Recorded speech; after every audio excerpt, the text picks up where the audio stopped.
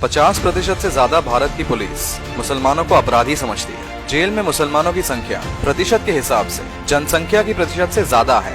देश में सिर्फ 3% सरकारी नौकरियां मुसलमानों के पास है। देश के सिर्फ 4% मुसलमानों के पास कॉलेज की डिग्री है। भारतीय कंपनियों में सिर्फ 3% लोग मुसलमान हैं। देश भर में मुसलमानों के साथ मकानों के मुद्दे पर भेदभाव किया जाता है। क्या भारत में मुसलमान होना एक जुर्म है? आज मुसलमानों की यह स्थिति क्यों है? भारत के मुसलमान अपनी यह स्थिति सुधारने के लिए क्या कर सकते हैं? अगर आप चाहते हैं कि आपके साथ जो भेदभाव किया गया हो वह आगे आने वाली नस्लों के साथ ना किया जाए, अगर आप चाहते हैं कि आपके बच्चे और रिश्तेदारों के साथ प्रताड़ना ना किया जाए, अगर आप चाहते हैं कि मुसलमानों की स्थिति भारत में सुधरे, तो यह वीडियो आखिरी तक देखें और जानें कि भारत के मुसलमान आज क्या कर सकते हैं। सत्यमेव जयते यूट्यूब चैनल में आपका स्वागत है। आज की वीडियो में हम जानने की कोशिश करेंगे कि भारत के मुसलमानों के साथ भेदभाव के जमीनी सच क्या है। इसे हम भारतीय पुलिस, भारत की न्याय प्रणाली, भारत के जेलों की आबादी, भारत की कंपनियों में मुसलमानों की प्रतिनिधित्व, उच्च शिक्षा में मुसलमानों का प्रतिनिधित्व, यह सारे दृष्टिकोण से इसका विश्लेषण करेंगे और जानने की कोशिश करेंगे कि भारत के मुसलमान आज क्या कर सकते हैं। हम 2 ऐसे उदाहरण भी पेश करेंगे जिससे मुसलमान अपनी स्थिति सुधार सकते हैं और आगे आने वाली नस्लों के साथ अपने समुदाय को मजबूत बना सकते हैं और आज जो हमारे साथ प्रताड़ना किया जा रहा है उसे रोक सकते हैं। अब हम समझने की कोशिश करेंगे कि भारत के मुसलमानों की स्थिति आज क्या है। 2018 की टाटा ट्रस्ट की स्टडी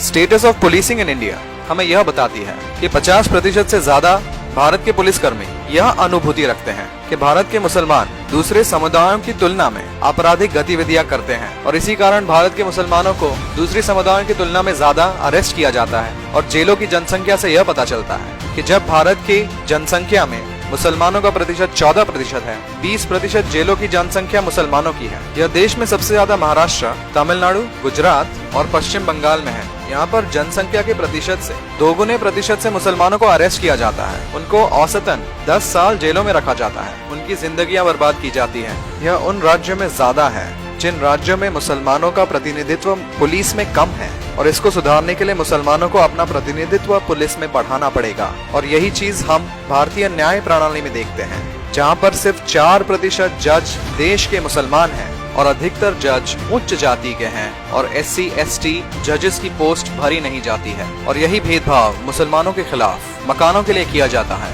जहाँ पर कुछ शहरों में मुसलमानों को दूसरे समुदायों के साथ रहने नहीं दिया जाता है, जिसकी वजह से एक हार्वर्ड यूनिवर्सिटी की स्टडी के मुताबिक दंगों की संभावना बढ़ती है। और यह स्टडी बताती है दिल्ली, अहमदाबाद, मुंबई जैसे शहरों में दंगे क्यों होते हैं और जयपुर और लखनऊ में दंगे नहीं होते। और यही भेदभाव सरकारी नौकरियों में किया जाता है, जहां पर सच्चर कमेटी की रिपोर्ट यह बताती है कि देश में सिर्फ 3% सरकारी नौकरियां मुसलमानों के पास हैं और भारत की सेना में सिर्फ 3% सैनिक मुसलमान हैं। यह आपने देखा होगा कि ये 3 और 4% बहुत ज्यादा जगहों पर आता है। 4% जज, 3% सरकारी नौकरियां, 3% देश में सैनिक, भारतीय कंपनियों में 3% मुसलमान कर्मचारी। और इसका हम संबंध निकालने की कोशिश करें तो हमें यह समझता है कि या तो मुसलमान अपने आप को देश में भेदभाव का शिकार समझ सकते हैं, या तो यह देख सकते हैं कि भारत में कॉलेज डिग्री पाने वाले सिर्फ 3% लोग मुसलमान हैं, कि 40% से ज्यादा मुसलमान इस देश के अशिक्षित हैं। यह समुदायों में सबसे ज्यादा बड़ा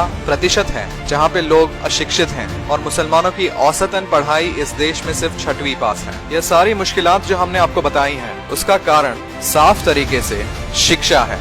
अगर औसतन मुसलमान इस देश में सिर्फ 6वीं पास करेंगे, उनमें से 40% से ज्यादा अशिक्षित रहेंगे और सिर्फ 3% आगे जाकर कॉलेज से डिग्रियां पाएंगे, तो सिर्फ 3% सरकारी नौकरियां पा पाएंगे, 3 से 4% जज बन पाएंगे, 3 से 4% भारतीय कंपनियों में काम कर पाएंगे। और इस शिक्षा के कारण मुसलमानों के साथ भेदभाव किया जाएगा। और इस समस्या के समाधान के लिए हम आपके सामने 2 उदाहरण पेश करेंगे। एक अहमद रशीद शेरवानी का उदाहरण है, जहां पर उन्होंने 40 साल तक देश के मुसलमान स्कूलों में प्रयोग किया और स्कूलों का शिक्षा का स्तर बढ़ाया। और दूसरा उदाहरण एक तुरंत परिणाम देने वाला उदाहरण है, जिसे सुजाता मित्रा ने देश भर के गाँव में और छोटे शहरों में किया, जिसे इस्तेमाल कर विद्यार्थियों ने अपनी शिक्षा का स्तर बढ़ाया और उसे आज की तारीख में देश भर में लागू करना काफी आसान है। अहमद रशीद शेरवानी की कहानी की शुरुआत एक संवाद से होती है जो उन्होंने भारत के प्रधानमंत्री इंदिरा गांधी के साथ की, जिसमें उन्होंने 1970 के दशक में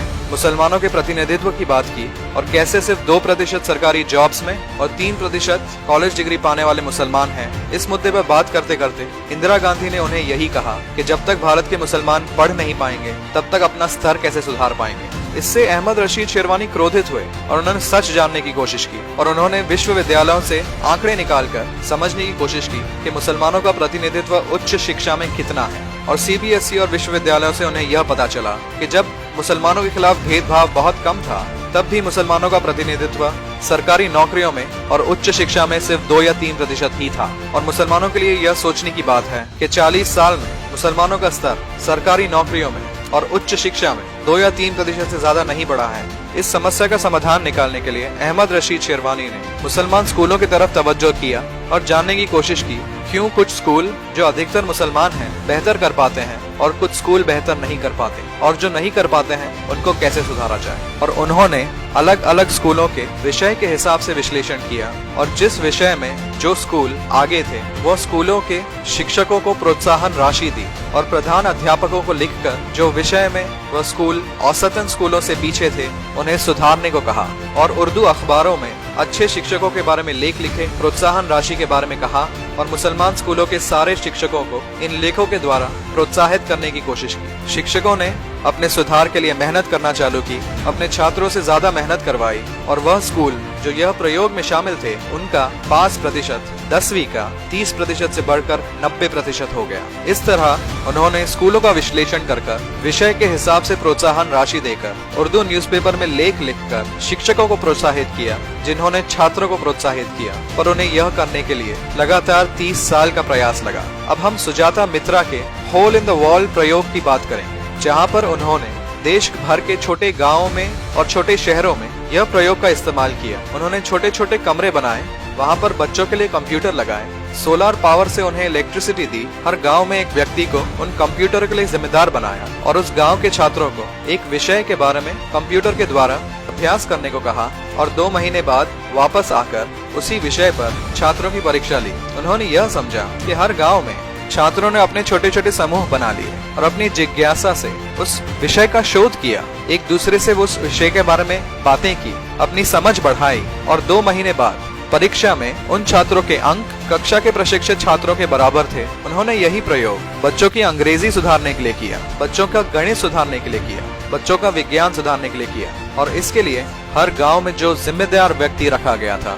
उसका प्रोत्साहन बहुत जरूरी था, उसकी मदद जरूरी थी। और यही प्रयोग भारत के मुसलमान अपने गाँव में और छोटे शहरों में कर सकते हैं, जो आज की दुनिया में काफी आसान है, जिससे मुसलमान अशिक्षित ना रह पाए, अंग्रेजी सीख पाए। एक कंप्यूटर के द्वारा, एक सोलर पैनल के द्वारा और एक मोबाइल कनेक्शन से बच्चों को शिक्षित किया जा सकता है, उन्हें अंग्रेजी पढ़ाई जा सकती है, उन्हें कक्षा में पढ़ाए गए सभी विषय पढ़ाए जा सकते हैं। और इस प्रयोग से भारत में मुसलमानों की अशिक्षित जनसंख्या का प्रतिशत कम हो सकता है। बच्चे दुनिया भर के बच्चों के स्तर पर पढ़ाई कर सकते हैं, उच्च शिक्षा में अपना प्रतिशत बढ़ा सकते हैं, सरकारी नौकरियां पा सकते हैं, IAS IPS जैसे एग्जाम पास कर सकते हैं, पुलिस में नौकरियां कर सकते हैं, भारत में जज बन सकते हैं और मुसलमानों की स्थिति जो आज है और जो 40 साल पहले भी वही थी उसे सुधार सकते हैं। इसके लिए हम आपसे मदद चाहते हैं। आप में से कोई भी यह प्रयोग अपने गाँव में और छोटे शहरों में कर सकते हैं, मुसलमान इलाकों में कर सकते हैं, जहाँ पर एक कंप्यूटर लगाएं, उसके लिए बिजली की व्यवस्था करें, बच्चों को जमा कर एक विषय दें, बच्चों में से एक बच्चे को उस कंप्यूटर के लिए